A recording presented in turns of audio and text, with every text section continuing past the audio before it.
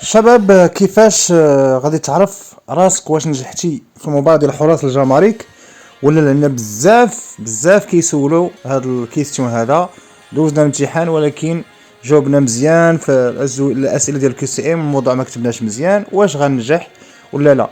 او العكس، خدمنا الموضوع مزيان ولكن الكي سي ام ما متاكدش واش صحيح ولا لا.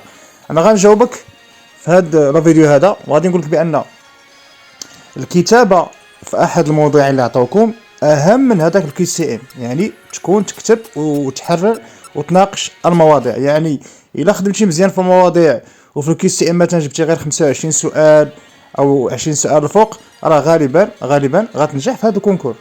ولكن الا جبتي حتى 40 سؤال صحيحه ولا فوق 30 سؤال صحيحه والموضوع ما كتبتيش فيه، جبتي فيه جوج ولا واحد ولا شي حاجه، راه غالبا ما تنجحش في هذا الكونكور.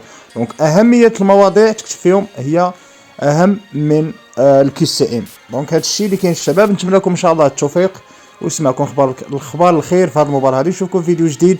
تهلا. قبل ما نكملوا ضع لايك ومتابعه وصلي على سيدنا محمد صلى الله عليه وسلم. نشوفكم فيديو جديد. تهلا.